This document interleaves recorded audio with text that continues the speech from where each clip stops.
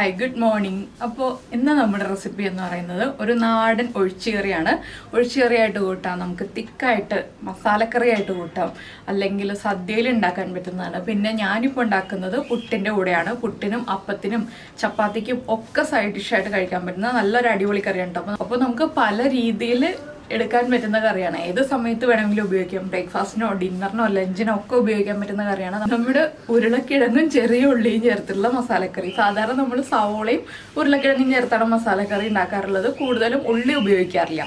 അപ്പോൾ ഈ ചെറിയ ഉള്ളിയും ഉരുളക്കിഴങ്ങും ചേർത്തിട്ട് നിങ്ങൾ ഈ മസാലക്കറി ഒന്ന് ട്രൈ ചെയ്ത് നോക്കും. നന്നായിട്ട് ഇഷ്ടപ്പെടും, നല്ല ടേസ്റ്റാണ്. അപ്പോൾ എല്ലാവരും ഒന്ന് ട്രൈ ചെയ്ത് നോക്കുമെന്ന് വിചാരിക്കുന്നു. നമുക്ക് എങ്ങനെയാണ് നമ്മുടെ കറി തയ്യാറാക്കുന്നത് നോക്കാം. നമുക്ക് നമ്മുടെ ഇൻഗ്രീഡിയൻസ് നോക്കാം. നമ്മളിപ്പോൾ ഒരു മീഡിയം വലിപ്പമുള്ള 3 ഉരുളക്കിഴങ്ങ് ഇതുപോലെ കട്ട് ചെയ്തെടുത്തിട്ടുണ്ട്. നമ്മൾ സാധാരണ മെഴുക്കുരുട്ടിക്കൊക്കെ കട്ട് ചെയ്യുന്ന പോലെ കട്ട് ചെയ്തിട്ടുണ്ട്. പിന്നെ 2 പച്ചമുളക് എടുത്തിട്ടുണ്ട്. പിന്നെ എടുത്തിരിക്കുന്നത് ഉള്ളിയാണ്. ഇങ്ങനെ കയ്യിൽ പിടിക്കുമ്പോൾ 2 പിടി ഉള്ളി, അല്ലെങ്കിൽ വലിയ ഉള്ളിയാണെങ്കിൽ 15 ഉള്ളി, ചെറിയ ഉള്ളിയാണെന്നുണ്ടെങ്കിൽ ഒരു 20 എണ്ണം വരെ എടുക്കാം. അതിലേക്ക് 3 വെളുത്തുള്ളിയും കൂടി എടുത്തിട്ടുണ്ട്. പിന്നെ എടുത്തിരിക്കുന്നത് 1.5 കപ്പ് തേങ്ങ ചിരവിയതാണ്. തേങ്ങ കുറച്ച് കൂടുതൽ വേണം. പിന്നെ നമ്മുടെ മസാലകളാണ് 1/2 ടീസ്പൂൺ കുരുമുളക്, 1 ടേബിൾ സ്പൂൺ പെരിഞ്ജീരകം, ഇത്രയുള്ള 1 പീസ് പട്ട, അതുപോലെ തന്നെ 4 ഗ്രാമ്പൂ. അപ്പോൾ ഇതിൽ സവോള ചേർക്കരുത് കേട്ടോ. സവോള ചേർക്കാതെ ഉള്ളി തന്നെ ചേർത്തിട്ട് വേണം നമുക്ക് ഈ ഒരു കറി റെഡിയാക്കാൻ. പിന്നെ എന്താണെന്ന് വെച്ചിട്ടുണ്ടെങ്കിൽ സവോള ചേർത്തിട്ടുണ്ടെങ്കിൽ ഒരു മധുരവും വരും. അതുപോലെ തന്നെ നമ്മുടെ കറിയുടെ ടെക്സ്ചർ, ആ ഒരു ടേസ്റ്റ് മാറിപ്പോവും. നമ്മളിത് ഉള്ളി ചേർത്ത് ശരിയാക്കിയാലാണ് കറക്റ്റ് ടേസ്റ്റ് ആവുക. അപ്പോൾ നമുക്ക് ആദ്യം ഈ ഉരുളക്കിഴങ്ങും ഉള്ളിയും എല്ലാം ചേർത്തൊന്ന് വഴറ്റിയെടുക്കാം.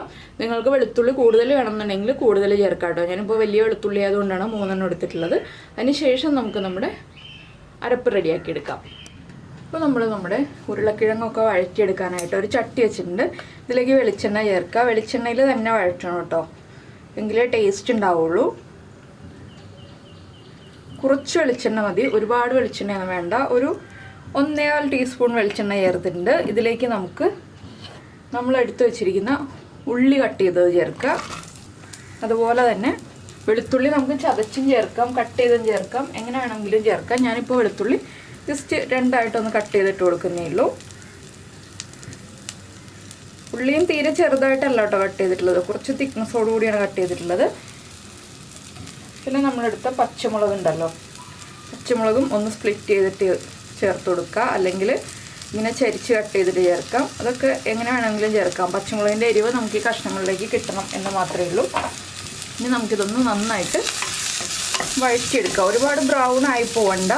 അതിന് മുന്നേ ആയിട്ട് നമുക്ക് ഉരുളക്കിഴങ്ങ് ചേർത്ത് വഴറ്റണം. ആദ്യം ഉള്ളി ഒന്ന് വഴറ്റണം. ഉള്ളിയുടെ ആ റോ ടേസ്റ്റ് ഒന്ന് മാറി വരുമ്പോൾ ഉരുളക്കിഴങ്ങ് ചേർക്കുക. അപ്പോഴാണ് കറിക്ക് ടേസ്റ്റ് ഉണ്ടാവുക. ഇതൊക്കെ ഓരോ സ്റ്റേജ് ബൈ സ്റ്റേജ് ആയിട്ട് തന്നെ ചെയ്യണം കേട്ടോ. അങ്ങനെ വരുമ്പോഴാണ് നമ്മുടെ കറി ടേസ്റ്റ് ആവുള്ളൂ. അല്ലെങ്കിൽ എല്ലാം ചേർത്ത് ഒരുമിച്ച് വെച്ചിട്ടുണ്ടെങ്കിൽ കറിക്ക് കറക്റ്റ് ടേസ്റ്റ് കിട്ടില്ല. പിന്നെ നമ്മളിനി ഇതിലേക്ക് ചേർക്കുന്നത് കുറച്ച് കറിവേപ്പിലയാണ്. ഒരു 2 കറിവേപ്പിലയും കൂടി ചേർക്കുന്നുണ്ട്. ഇതിലേക്ക് നമുക്ക് ഉള്ളിക്ക് ആവശ്യമായിട്ടുള്ള ഉപ്പ് ആദ്യം ചേർത്ത് കൊടുക്കാം. ഒരു 1/2 ടീസ്പൂൺ ഉപ്പ് ചേർത്തിട്ടുണ്ട്. ഇനി ഉള്ളി ഒന്ന് ട്രാൻസ്പെറൻ്റ് ആയി വരുന്നത് വരെ നമ്മൾ ഇതുപോലെ ഇളക്കി കൊടുത്തുകൊണ്ടിരിക്കണം. അതിനുശേഷം വേണം ബാക്കിയുള്ള കാര്യങ്ങൾ ആഡ് ചെയ്യാനായിട്ട്. നിങ്ങൾക്ക് ഇഞ്ചി വേണമെന്നുണ്ടെങ്കിൽ ഇഞ്ചി ചേർക്കാം കേട്ടോ. ഞാനിപ്പോൾ ഇതിലേക്ക് ഇഞ്ചി ചേർക്കുന്നില്ല. എന്താണെന്ന് വെച്ചാൽ ഇഞ്ചി ഇടയ്ക്ക് കടിക്കാൻ കിട്ടുമ്പോൾ അത്ര സുഖം ഉണ്ടാവില്ല ആ ഇഞ്ചിയുടെ ടേസ്റ്റ്. അല്ലെങ്കിൽ ഇഞ്ചി ചതച്ച് ചേർക്കണം. അപ്പോൾ നമ്മൾ ബാക്കിയുള്ളതെല്ലാം കട്ട് ചെയ്തല്ലേ ചേർത്തിട്ടുള്ളത്, അതുകൊണ്ടാണ് ഞാൻ ഇഞ്ചി ചേർക്കാതെ ഇട്ടത്. നിങ്ങൾക്കൊരു ചെറിയ പീസ് ഇഞ്ചി ചതച്ചിട്ട് ചേർക്കണം എന്നുണ്ടെങ്കിൽ ചേർക്കാം. പിന്നെ ഈ ഒരു വെജിറ്റബിൾസിൽ നമ്മുടെ പൊട്ടറ്റോയ്ക്ക് പകരമായിട്ട് കോളിഫ്ലവർ ചേർക്കാം, സോയ ചങ്ക്സ് ചേർക്കാം. അങ്ങനെ പൊട്ടറ്റോ താല്പര്യമില്ലാത്തവർക്ക് ഇതൊക്കെ മാറ്റി ചേർക്കാവുന്നതാണ്, അല്ലെങ്കിൽ എല്ലാം കൂടി ചേർക്കാം. പിന്നെ ഇതിലേക്ക് നമ്മൾ ചൂടുവെള്ളം മാത്രം ചേർത്തിട്ട് വേണം വേവിക്കാനായിട്ട്. പച്ചവെള്ളത്തിൽ വേവിക്കരുത്. നമ്മളെല്ലാം വഴറ്റിയെടുത്ത് കഴിയുമ്പോൾ പിന്നെ പച്ചവെള്ളത്തിൽ വേവിച്ചിട്ടുണ്ടെങ്കിൽ ടേസ്റ്റ് മാറും, കറിക്ക് ടേസ്റ്റ് കുറഞ്ഞു പോവും. അപ്പോൾ ചൂടുവെള്ളത്തിൽ തന്നെ വേവിക്കാം.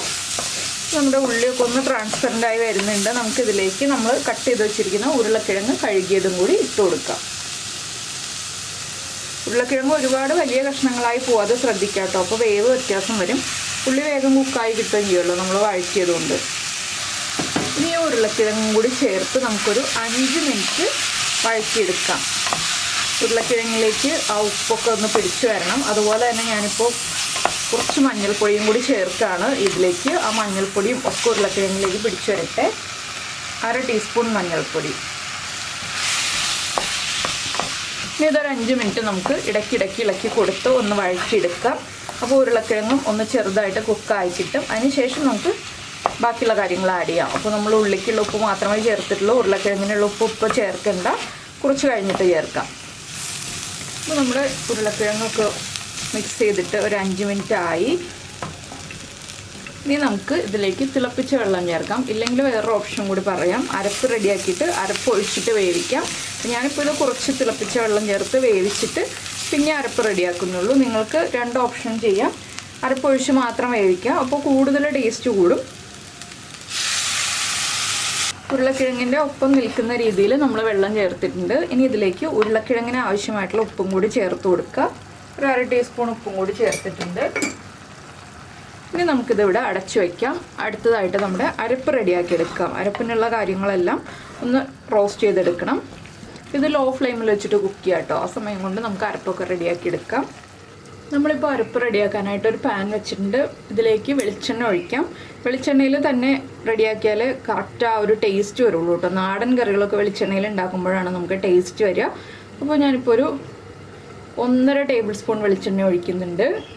ഇതിലേക്ക് നമുക്ക് നമ്മളെടുത്ത് വെച്ചിരിക്കുന്ന പട്ട, ഗ്രാമ്പു, പെരിഞ്ജീരകം, കുരുമുളക് ഇത്രയും ചേർത്ത് കൊടുക്കാം. ഇതൊന്നും പൊട്ടി തെറിക്കേണ്ട ആവശ്യമില്ല കേട്ടോ. ഒന്ന് ചൂടായി തുടങ്ങുമ്പോൾ തന്നെ നമുക്ക് തേങ്ങ ചേർത്ത് കൊടുക്കാം. എന്താണെന്ന് വെച്ചിട്ടുണ്ടെങ്കിൽ ഇതിൻ്റെയൊക്കെ ഫ്ലേവർ നമ്മുടെ എണ്ണയിലേക്ക് ഒന്ന് കിട്ടുക എന്നുള്ളത് മാത്രമേ നമ്മൾ ഉദ്ദേശിക്കുന്നുള്ളൂ. അല്ലാണ്ട് കുരുമുളകൊന്നും പൊട്ടി വരേണ്ട ആവശ്യമില്ല. കുരുമുളകൊക്കെ തേങ്ങയുടെ കൂടെ കറക്റ്റായിട്ട് കുക്കായി വന്നോളും. ഈ തേങ്ങ വറുക്കുമ്പോൾ കളർ കിട്ടണം എന്നുണ്ടെങ്കിൽ, നമ്മുടെ മസാലക്കറിയുടെ കളർ കറക്റ്റ് ആവണമെന്നുണ്ടെങ്കിൽ കട്ടിയുള്ള ഒരു പാനിൽ അല്ലെങ്കിൽ ഇരുമ്പിൻ്റെ ചീനച്ചട്ടിയിൽ തേങ്ങ വറുക്കുക കേട്ടോ. അപ്പോഴാണ് നമുക്ക് നല്ല കളർ കിട്ടുക. അല്ലെങ്കിൽ നമ്മൾ ഇപ്പോൾ നോൺ സ്റ്റിക്ക് പാൻ ആണെങ്കിൽ തന്നെ കനം കുറഞ്ഞ പാനാണെങ്കിൽ അധികം കളർ വരില്ല, വേഗം കരിഞ്ഞു പോകും തേങ്ങ. അപ്പോൾ കട്ടിയുള്ള പാനിലാണെങ്കിലാണ് കൂടുതൽ സമയം എടുത്ത് നമ്മൾ തേങ്ങ വറുക്കുമ്പോൾ നല്ല കളർ കിട്ടുക. അപ്പോൾ എണ്ണയുടെ ഫ്ലേവറൊക്കെ നന്നായിട്ട് മാറിയിട്ടുണ്ട്. നമുക്കിനി തേങ്ങ ചേർത്ത് കൊടുക്കാം. ഇനി ഈ തേങ്ങയുടെ കളർ മാറി വരുന്നത് വരെ നമ്മളൊന്ന് ഇളക്കി കൊടുക്കുക. അതിന് ശേഷം വേണം ബാക്കിയുള്ള കാര്യങ്ങൾ ചെയ്യാനായിട്ട്. അപ്പോൾ തേങ്ങയൊക്കെ ഒന്ന് കളർ മാറി വരട്ടെ. ലോ ഫ്ലെയിമിൽ വെച്ചിട്ട് വേണം ഇളക്കി വറുത്തെടുക്കാനായിട്ട്. ഹൈ ഫ്ലെയിമിൽ വയ്ക്കരുത്. അതുപോലെ നമ്മളിപ്പോൾ തീയലിനുള്ള തേങ്ങ അല്ലെങ്കിൽ ഇതുപോലെ വറുത്ത് അരയ്ക്കാനുള്ള തേങ്ങയൊക്കെ റെഡിയാക്കുമ്പോൾ ഒരേപോലെ ചിരവി എടുക്കുകയാണെങ്കിൽ നമുക്ക് ഈക്വലായിട്ടുള്ള തേങ്ങ കിട്ടും. ഒരേ വലിപ്പത്തിലുള്ള, അല്ലെങ്കിൽ ചില തേങ്ങ വലുതും ചില തേങ്ങ ചെറുതുമായി പോകും. തേങ്ങയുടെ ആ ഒരു വലിപ്പ വ്യത്യാസം വരും. അല്ലെങ്കിൽ പിന്നെ ചെയ്യാൻ പറ്റുന്നൊരു കാര്യം എന്താണെന്ന് വെച്ചാൽ വലിയ തേങ്ങയൊക്കെ ഉണ്ടെന്നുണ്ടെങ്കിൽ മിക്സിയിൽ ഒന്ന് ക്രഷ് ചെയ്തിട്ട് എല്ലാം ഒരുപോലെ ആക്കിയിട്ട് നമുക്ക് വറുക്കാനെടുക്കാം. അപ്പോൾ നമുക്ക് വേഗം തന്നെ തേങ്ങ വറുത്തെടുക്കാം ഒരേ വലിപ്പത്തിലുള്ള തേങ്ങയാകുമ്പോൾ. ഇതെന്താണെന്ന് വെച്ചാൽ ഒരേ വലിപ്പത്തിലുള്ള തേങ്ങ അല്ലാന്നുണ്ടെങ്കിൽ ചെറിയ തേങ്ങ വേഗം കരിഞ്ഞു പോവും, വലിയ തേങ്ങ കൂടുതൽ സമയമെടുക്കും കുക്കായി വരാനായിട്ട്. അപ്പോഴാണ് കയ്പ്പ് ടേസ്റ്റ് വരിക കറിക്ക്. അപ്പോൾ നമുക്കിത് ഇനി ഇളക്കി വറുത്തെടുക്കാം. തേങ്ങയുടെ കളറൊക്കെ ഒന്ന് മാറി വരട്ടെ. ഇടയ്ക്ക് നമ്മുടെ ഉരുളക്കിഴങ്ങിനെയും ഒന്ന് ഇളക്കി കൊടുക്കുക. അപ്പോൾ നമ്മുടെ തേങ്ങയുടെ കളറൊക്കെ ചെറുതായിട്ട് മാറി വന്നിട്ടുണ്ട്. ഇനി നമുക്കിതിലേക്ക് ചേർക്കാനുള്ള പൊടികളൊക്കെ അടുപ്പിച്ച് വയ്ക്കാം. അപ്പോൾ വെളിച്ചെണ്ണ കുറവാണെങ്കിൽ കുറച്ചുകൂടി വെളിച്ചെണ്ണ ചേർക്കണം കേട്ടോ പൊടികൾ ചേർക്കുന്ന സമയത്ത്. അല്ലെങ്കിൽ പൊടികൾ കറക്റ്റായിട്ട് കുക്കാവാതെ വരും. അപ്പോൾ ഞാനിനി ഇതിലേക്ക് പൊടികൾ ചേർത്ത് തുടങ്ങുകയാണ്. തേങ്ങ വല്ലാതെ ബ്രൗൺ ആയിട്ട് പൊടികൾ ചേർത്തിട്ടുണ്ടെങ്കിൽ എന്താണെന്ന് വെച്ചിട്ടുണ്ടെങ്കിൽ പൊടികൾ കുക്കായി വരുമ്പോൾ നമ്മുടെ തേങ്ങയുടെ കളർ വല്ലാതെ അങ്ങോട്ട് മാറിപ്പോവും. അപ്പോൾ നമ്മൾ ഈ ഒരു ഷെയ്ഡ് ആകുമ്പോൾ തന്നെ പൊടികളൊക്കെ ചേർത്ത് എടുക്കുക. അപ്പോൾ പൊടികൾ കുക്കായി വരുമ്പോൾ തേങ്ങയുടെ കളർ കറക്റ്റായി കിട്ടും. നമ്മൾ ഉരുളക്കിഴങ്ങിൽ മഞ്ഞൾപ്പൊടി ചേർത്തതാണ് എങ്കിലും ഒരു 1/4 ടീസ്പൂൺ മഞ്ഞൾപ്പൊടി ചേർത്തിട്ട് ഒന്ന് നന്നായിട്ടൊന്ന് ഇളക്കുക. ഇതെല്ലാം ചെറിയ ഫ്ലെയിമിൽ വെച്ചിട്ടാണ് കേട്ടോ നമ്മൾ ചെയ്യുന്നത്, വലിയ ഫ്ലെയിമിലല്ല. വലിയ ഫ്ലെയിമിൽ വെച്ചിട്ടുണ്ടെങ്കിൽ പൊടികൾ ചേർത്ത് കഴിയുമ്പോൾ കരിഞ്ഞു പോവും. അതുപോലെ തന്നെ തേങ്ങയും പല ഭാഗത്തായിട്ട് കളർ മാറി പല രീതിയിലുള്ള കളറായിട്ട് വരും. അപ്പോൾ 2-3 കളറാവുന്നതിലും നല്ലത് നമ്മൾ ഈവനായിട്ട് ഫ്രൈ ചെയ്തെടുക്കുമ്പോൾ ലോ ഫ്ലെയിമിൽ വെച്ചിട്ട് തന്നെ ഫ്രൈ ചെയ്തെടുക്കുക. അപ്പോൾ നമ്മുടെ മഞ്ഞൾപ്പൊടിയൊക്കെ ഒന്ന് കുക്കായി വന്നിട്ടുണ്ട്. നമുക്കിനി ഇതിലേക്ക് മുളക് പൊടി ചേർക്കാം. എരിവുള്ള മുളക് പൊടിയാണ് ഞാൻ ചേർക്കുന്നത്, 1/2 ടീസ്പൂൺ. അപ്പോൾ കാശ്മീരി ചില്ലി പൗഡർ ആണെങ്കിൽ 3/4 ടീസ്പൂൺ ചേർക്കാം. എരിവുള്ള മുളക് പൊടിയാണെങ്കിൽ 1/2 ടീസ്പൂൺ മതി. എന്താണെന്ന് വെച്ചാൽ നമ്മൾ ഉരുളക്കിഴങ്ങിൽ പച്ചമുളക് ഇട്ടിട്ടുണ്ട്, അതുപോലെ തന്നെ തേങ്ങയിൽ കുരുമുളക് ഇട്ടിട്ടുണ്ട്. പിന്നെ ഒരുപാട് എരിവിൻ്റെ ആവശ്യമില്ലല്ലോ. കുറച്ച് സ്പൈസിയാണ് ഈ കറി, ഓവർ സ്പൈസി അല്ല കേട്ടോ. ഈ കുരുമുളകിൻ്റെ എരിവും പച്ചമുളകിൻ്റെ എരിവും എല്ലാം ചേർന്ന് കുറച്ച് സ്പൈസിയാണ്. ഇനി നമുക്കിതിലേക്ക് മല്ലിപ്പൊടി ചേർത്ത് കൊടുക്കാം. മല്ലിപ്പൊടി ഞാനൊരു 1.5 ടീസ്പൂൺ ചേർക്കുന്നുണ്ട്. ഈ മല്ലിപ്പൊടിയും കൂടി കുക്കായി വരട്ടെ. അതുവരെ നമുക്ക് ഇളക്കി കൊടുക്കാം. ഒരു 1 മിനിറ്റും കൂടി ഇളക്കി കൊടുത്തിട്ടുണ്ടെങ്കിൽ നമ്മുടെ മല്ലിപ്പൊടിയും കുക്കായി കിട്ടും. ഇനി തേങ്ങ അരയ്ക്കുമ്പോൾ എന്താ ചെയ്യേണ്ടതെന്ന് വെച്ചിട്ടുണ്ടെങ്കിൽ നല്ല ചൂടോടുകൂടി അരയ്ക്കരുത്, ഇളം ചൂടിൽ അരയ്ക്കുക. ചെറിയൊരു ചൂടോടുകൂടി മിക്സിയുടെ ജാറിൽ അരയ്ക്കുക. അപ്പോൾ നല്ല എണ്ണ പോലെ അരഞ്ഞു കിട്ടും. എണ്ണ പോലെ എന്ന് വെച്ചിട്ടുണ്ടെങ്കിൽ എണ്ണ തെളിഞ്ഞ് വരും, ആ രീതിയിൽ അരഞ്ഞു കിട്ടും. വെള്ളം ചേർത്ത് അരയ്ക്കേണ്ട ആവശ്യമില്ല. നിങ്ങൾക്ക് വെള്ളം ചേർത്ത് അരയ്ക്കണമെങ്കിൽ അരയ്ക്കാട്ടോ, ഞാൻ പറഞ്ഞു എന്നേ ഉള്ളൂ. ഞാനിത് വെള്ളം ചേർക്കാതെ അരച്ചെടുക്കാൻ പോകുന്നത്. ചെറിയൊരു ചൂടിൽ, ഒരുപാട് ചൂടിൽ അരയ്ക്കരുത്. മിക്സിയുടെ ജാറ് തെറിച്ച് അടപ്പ് തെറിച്ച് പോകും, നമ്മുടെ കൈയും മുഖമൊക്കെ പൊള്ളും. അതുകൊണ്ടാണ് ഒരുപാട് ചൂടിൽ അരയ്ക്കരുതെന്ന് പറയുന്നത്. ഇനിയിപ്പോൾ നമുക്ക് ഫ്ലെയിം ഓഫ് ചെയ്യാം. ഇതൊന്ന് ചൂട് കുറഞ്ഞു വരുമ്പോൾ നമുക്ക് അരച്ചെടുക്കാം. അതിനുശേഷം ഉരുളക്കിഴങ്ങിലേക്ക് ചേർത്ത് കൊടുക്കാം. ഞാനിപ്പോൾ ഉരുളക്കിഴങ്ങ് ഒരു ഹാഫ് കുക്ക് ചെയ്തിട്ട് അടച്ചു വെച്ചിരിക്കുകയാണ്. ഉരുളക്കിഴങ്ങിലെ വെള്ളമൊക്കെ ഒരുവിധം വറ്റിയിട്ടുണ്ട്, ഫുള്ളായിട്ട് കുക്കായിട്ടില്ല. ബാക്കി ഈ ഒരു മസാലയിൽ കിടന്നിട്ടാണ് ഉരുളക്കിഴങ്ങ് കുക്കാവുന്നത്. അപ്പോൾ ഇനി ഇത് ചൂട് മാറി അരച്ചെടുക്കട്ടെ. അപ്പോൾ നമ്മുടെ അരപ്പൊക്കെ റെഡിയാക്കി എടുത്തിട്ടുണ്ട്. ഉരുളക്കിഴങ്ങ് ഞാൻ ഇതുപോലെ വറ്റിച്ച് വെച്ചിട്ടുണ്ട്. ഇനി നമുക്കിതിലേക്ക് അരപ്പ് ചേർത്ത് കൊടുക്കാം.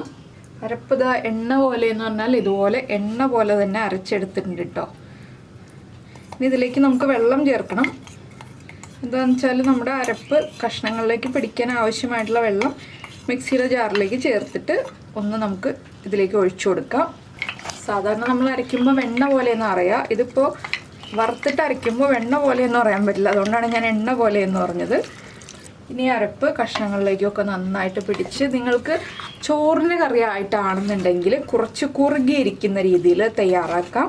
ഞാനിതിപ്പോൾ പുട്ടിനും ചപ്പാത്തിക്കും ഒക്കെ ആയിട്ടാണ് ഉണ്ടാക്കുന്നത്, അതുകൊണ്ട് കുറച്ച് ലൂസായിട്ടുള്ള രീതിയിലാണ് തയ്യാറാക്കുന്നത്. നമ്മുടെ ഇഷ്ടത്തിനനുസരിച്ച് കറി എങ്ങനെയാണെങ്കിലും ലൂസാക്കുകയോ തിക്കാക്കുകയോ ചെയ്യാം കേട്ടോ. അപ്പോൾ നമ്മൾ ലൂസാക്കിയിട്ട് ഉണ്ടാക്കി പുട്ടിനും ചപ്പാത്തിക്കും ഒക്കെ ആയിട്ട് പിന്നെ അതൊന്ന് വറ്റിച്ചെടുത്തിട്ടുണ്ടെങ്കിൽ നമ്മുടെ ചോറിൻ്റെ പാകത്തിലായി കിട്ടും. അപ്പോൾ കുറച്ചുകൂടി വെള്ളം ഞാൻ ചേർത്ത് കൊടുക്കുന്നുണ്ട്. ഇപ്പോൾ കണ്ടോ, നല്ല ഭംഗിയുള്ളൊരു കളറായി കഴിഞ്ഞു കറിയുടെ. കുറച്ചുകൂടി വെള്ളം ചേർത്ത് ഒന്നും കൂടി വേവിച്ചെടുക്കണം നമ്മുടെ ഉരുളക്കിഴങ്ങ്. പകുതിയല്ലേ കുക്കായിട്ടുള്ളൂ, കുറച്ചുകൂടി ഒന്ന് കുക്കായി കഴിഞ്ഞിട്ടുണ്ടെങ്കിൽ ഉരുളക്കിഴങ്ങ് കറക്റ്റായിട്ട് കുക്കായി ആ പെർഫെക്റ്റ് കറി ആവുള്ളൂ. ഇപ്പോൾ നമ്മൾ ഇതുപോലെ ഒന്ന് കട്ട് ചെയ്ത് നോക്കുകയാണെങ്കിൽ കുറച്ച് ബലമുണ്ട് ഉരുളക്കിഴങ്ങിന്. ആ ബലം വേണ്ട, നമുക്ക് കട്ട് ചെയ്യുമ്പോൾ സോഫ്റ്റായിട്ട് കട്ടായി കിട്ടണം. അപ്പോൾ നമുക്ക് കുറച്ചുകൂടി വെള്ളം ചേർക്കാം. ഞാൻ ഈ മിക്സിയുടെ ജാറിൽ തന്നെയാണ് വെള്ളം എടുത്തിട്ടുള്ളത്. കുറച്ചധികം വെള്ളം ചേർത്തിട്ട് ഇനി ഇതൊന്ന് തിളച്ച് നന്നായിട്ട് കുറുകി വരണം. ഒരുപാട് കുറുകണ്ട, നമ്മുടെ പുട്ടിൻ്റെയൊക്കെ പാകത്തിലൊന്ന് കുറുകി വരണം. ഇടയ്ക്കൊന്ന് ഉപ്പ് ചെക്ക് ചെയ്യണം. അതിന് ശേഷം വേണം നമുക്ക് അടുത്ത കാര്യങ്ങൾ ചേർക്കാനായിട്ട്.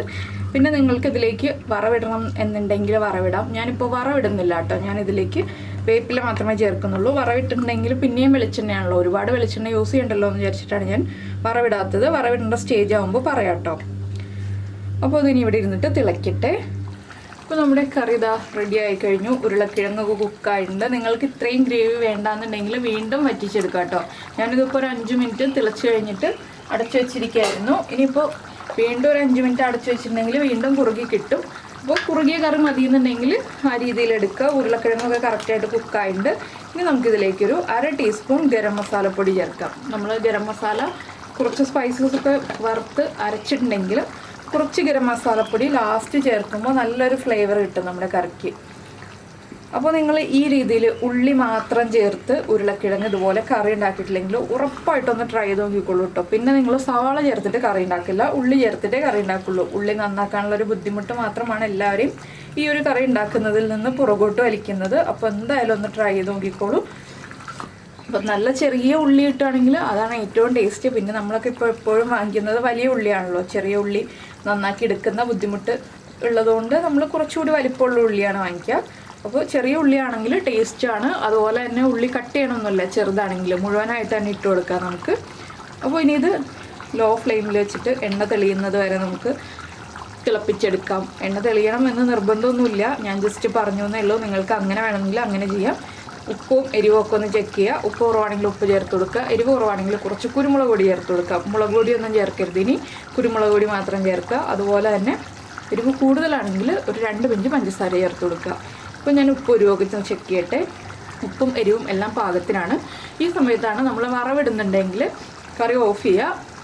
എണ്ണയിൽ വറ്റൽമുളക്, കടുക്, കറിവേപ്പില ഇത്രയും ചേർത്തിട്ട് വറവിടുക. ഞാനിപ്പോൾ വറവിടുന്നില്ല, കറിവേപ്പില മാത്രം ഇട്ടിട്ട് ഫ്ലെയിം ഓഫ് ചെയ്യാണ്. എന്താണെന്ന് വെച്ചാൽ നമ്മളിപ്പോൾ കറി നോക്കുമ്പോൾ തന്നെ കാണാമല്ലോ ആവശ്യത്തിന് എണ്ണയുണ്ട്. അപ്പോൾ ഞങ്ങൾ പുട്ടും വെച്ച് കഴിഞ്ഞു. പുട്ടും ഉരുളക്കിഴങ്ങ് കറിയും ചേർത്ത് കഴിക്കാൻ പോവുകയാണ്. ഇനി നമുക്കിത് ഫ്ലെയിം ഓഫ് ചെയ്തിട്ട് ഒന്ന് അടച്ച് വയ്ക്കാം. അടച്ചു വയ്ക്കുന്നത് എന്താണെന്ന് വെച്ചാൽ ഈ കറിവേപ്പിലയുടെ ഫ്ലേവറൊക്കെ നമ്മുടെ കറിയിലേക്ക് പിടിക്കാനാണ്. അതുപോലെ തന്നെ ചൂടോടുകൂടി ഈ ഒരു കറി ഉപയോഗിക്കരുത്, ഒന്ന് ചൂട് മാറി വന്നിട്ട് ഉപയോഗിക്കുക. ഞാനിപ്പോൾ ചെറിയൊരു ചൂടിൽ ഉപയോഗിക്കുള്ളൂ, നല്ല ചൂടിൽ ഉപയോഗിക്കില്ല കേട്ടോ. നല്ല ചൂടിൽ ഉപയോഗിച്ചിട്ടുണ്ടെങ്കിൽ നമ്മുടെ കറിയുടെ ടേസ്റ്റ് നമുക്ക് അറിയാൻ പറ്റില്ല. നമ്മൾ കുറച്ച് സമയം അടച്ചു വെച്ചിട്ട് ഒരു 10 മിനിറ്റൊക്കെ അടച്ചു വെച്ചിട്ട് പിന്നെ ഒരു ബൗളിലാക്കി ഫാനിൻ്റെ അടിയിലൊക്കെ കൊണ്ട് വയ്ക്കുകയാണെങ്കിൽ കറി വേഗം ചൂട് മാറി കിട്ടും. അങ്ങനെ നന്നായിട്ട് ചൂട് മാറ്റി എടുത്തിട്ട് മാത്രം ഈ ഒരു കറി യൂസ് ചെയ്യുക. അപ്പോൾ നിങ്ങൾ ഇങ്ങനെ കറി ഉണ്ടാക്കി നോക്കിയിട്ട് എങ്ങനെയുണ്ടെന്നുള്ള അഭിപ്രായം നമ്മുടെ വീഡിയോയുടെ താഴെ ഒന്ന് കമൻറ്റ് ചെയ്യുക കേട്ടോ. പിന്നെ മൺചട്ടിയിലാണ് കറി വയ്ക്കുന്നതെങ്കിൽ കറി വീണ്ടും തിളച്ച് കുറുകിക്കൊണ്ടിരിക്കും. നമ്മുടെ ചട്ടിയുടെ ചൂട് മാറുന്നത് വരെ കറി തിളച്ചുകൊണ്ടിരിക്കും. അപ്പോൾ ഇടയ്ക്കൊന്ന് ഇളക്കി കൊടുത്താൽ മതി. ഇല്ല വേറെ പാത്രങ്ങളിലാണെങ്കിൽ ഇതുപോലെ ചൂട് വരില്ല കേട്ടോ. അപ്പോൾ മൺചട്ടി ആണെങ്കിൽ മാത്രം അത് ശ്രദ്ധിച്ചാൽ മതി. അപ്പോൾ നിങ്ങൾക്ക് ഈ ഒരു വീഡിയോ ഇഷ്ടമായിട്ടുണ്ടാവുമെന്ന് വിചാരിക്കുന്നു. ഇഷ്ടമായിട്ടുണ്ടെങ്കിൽ ഒന്ന് കമൻറ്റ് ചെയ്യാനും ലൈക്ക് ചെയ്യാനും മറന്നു പോകരുത് കേട്ടോ. അതുപോലെ തന്നെ നമ്മുടെ ചാനൽ ആദ്യമായിട്ട് കാണുകയാണ്, നമ്മുടെ വീഡിയോ പ്രസൻറ്റ് ചെയ്യുന്ന രീതിയൊക്കെ ഇഷ്ടമായി എന്നുണ്ടെങ്കിൽ നമ്മുടെ ചാനലൊന്ന് സബ്സ്ക്രൈബ് ചെയ്ത് സപ്പോർട്ട് ചെയ്യണേ. സബ്സ്ക്രൈബ് ചെയ്യുന്നതിന് ഈ വീഡിയോയുടെ താഴെയുള്ള റെഡ് സബ്സ്ക്രൈബ് ബട്ടൺ ഒന്ന് ക്ലിക്ക് ചെയ്യുക. അതിൻ്റെ റൈറ്റ് സൈഡിലുള്ള ബെല്ലൈക്കണും ക്ലിക്ക് ചെയ്യുക. അപ്പോൾ ഓളെന്ന് പറഞ്ഞിട്ടൊരു ഓപ്ഷൻ വരും. ആ ഓളും കൂടി പ്രസ് ചെയ്തിട്ടുണ്ടെങ്കിൽ ഞാൻ എപ്പോഴും വീഡിയോ അപ്ലോഡ് ചെയ്യുമ്പോൾ നിങ്ങൾക്ക് നോട്ടിഫിക്കേഷൻ വരും. അപ്പോൾ നമുക്ക് നമ്മുടെ അടുത്ത റെസിപ്പിയുമായിട്ട് അടുത്ത ദിവസം വീണ്ടും കാണാം.